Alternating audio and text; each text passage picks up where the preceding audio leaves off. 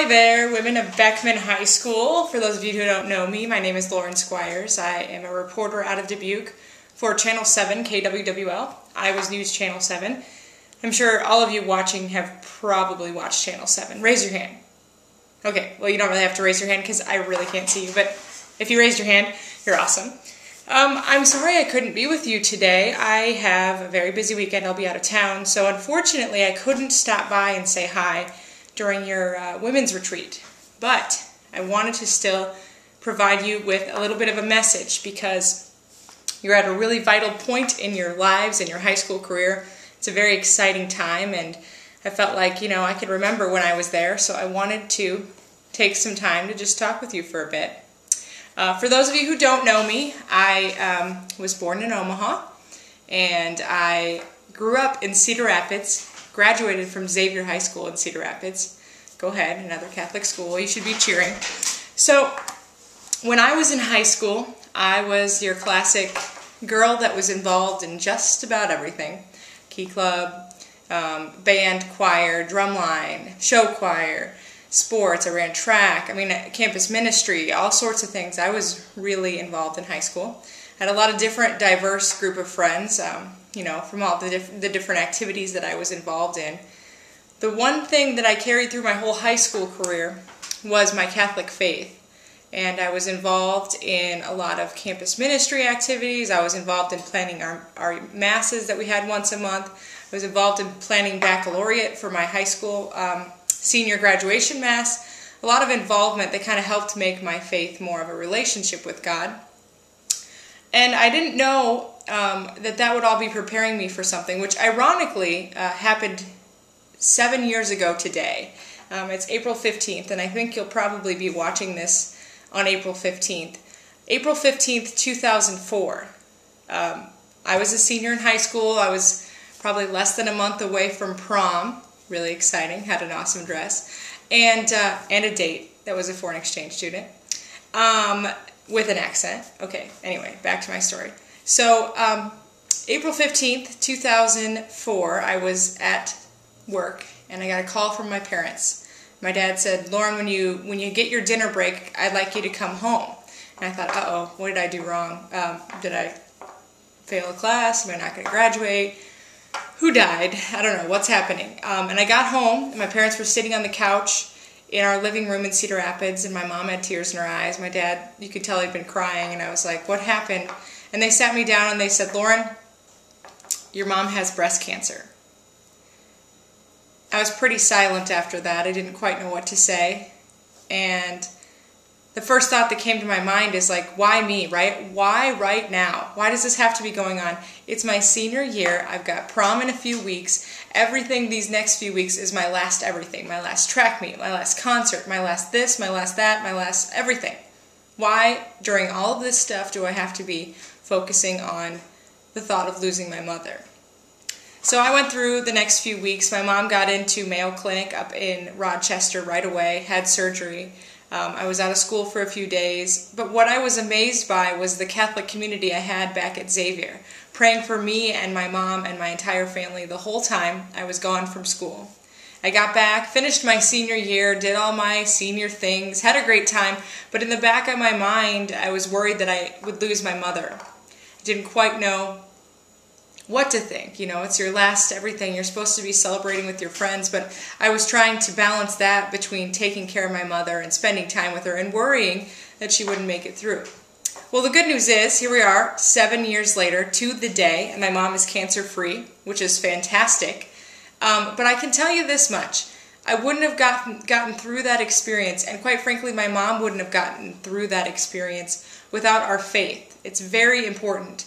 And when I got to college, which I'm sure a lot of you are headed to college next year, if not college, then trade schools or whatever you're planning to do after high school, you will no longer be walking the halls of Beckman High School where you have constant reminders of your faith, where you have teachers who pray in class, where you have masses during school so you don't have to even worry about the inconvenience, where you have the opportunity to talk about your faith, where most of your peers are probably cool with you talking about your faith and saying, hey, I want to go to church tomorrow, or my family went to church yesterday, those types of things. When you get to college, or wherever you're headed next, that's not always the case. It's easy to stray off the path. It's easy to get influenced by whatever's going on. And it's easy to, quite frankly, just no longer go to church because, well, no one else is doing it. And I can tell you I went to Loris after Xavier, so Loris College here in Dubuque. And that's a great community of Catholic faith for me to be involved in, very enriching. But when I started college at Loris, after being so involved in high school, I kind of took a year off. Now, that wasn't a good idea. You'll find out. It wasn't a good idea. But I took a year off. I was so frustrated with my mom's cancer, with so many things in my life. I didn't understand why this would happen to me. And I kind of quit going to church for at least the first semester. I went a few times because it was cool. Like, there was drums at Mass at college, which I'd never seen before, and I'm a drummer. So I went a few times, but it wasn't a regular thing. I wasn't making God a priority in my life. And quite frankly, everything was sort of a mess. Then somebody invited me to come to a Bible study. And I thought, Bible study? I can barely study my classes. Why would I want to study the Bible? This is like even more to my plate. But I went, and I found that it was very enriching and that I was growing in my faith. And I was learning things about this Bible that I'd had in my possession since I was a kid that related to my life today. So I started doing that. I started going back to church. Not that I ever left, just going back regularly. And I found God in my life again, just in the little things, in the people that I met and the people that I came into contact, in the words that people shared with me and the experiences that I had. And I really started to learn in college that my relationship with God is like a relationship that I would have with my friends, like the friends that you're sitting next to right now, or if you're not sitting, maybe you're standing, I don't know where you are. But wherever you are, look next to you. Those friends and the relationships that you have with them, that's the same kind of relationship you should have with God. Now, if you think about it that way, and you carry that through into your next few years, especially as you go into college, you really can begin to develop that relationship with God. Whether it's going to church or getting involved in service or finding a way to share your faith with other people, you can grow closer to God and nurture that relationship just like you do with the friends you have. Things are going to change very quickly. You're going to have a great graduation. These last few weeks are going to be awesome in high school. I remember them. It's the best time of your life. Enjoy it. Remember to live in the moment. Then you get done with that. You've got your summer off, or maybe you don't. But whatever happens, you have a great summer. Then you move to college or you move on. Life starts to change. You start to change. You start to grow up. But in all of those steps and all of those processes in our lives, we have to make sure that God is the center of that. So when I graduated college at Loris, my faith was nurtured and grew so much over the four years that I was there. And that's because I had opportunities to invest in my faith, but also because I personally made a commitment to make that a priority in my life.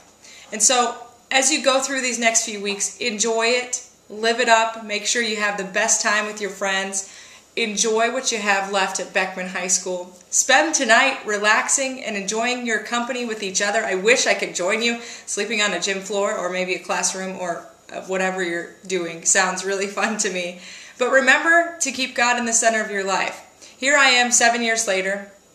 I think, yep, wow, that's a long time. Here I am 7 years later, and I'm working at Channel 7 here in Dubuque.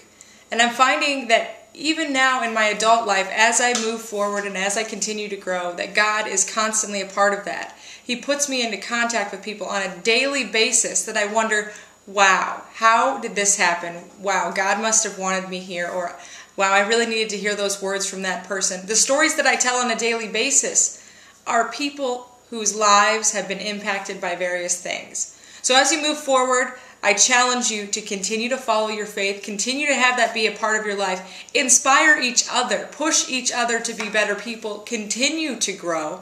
Most importantly, have fun. And I leave you with this one thing that I sort of try to live by, and for those of you who were at the high school youth rally last November, you heard this from Mike Patan.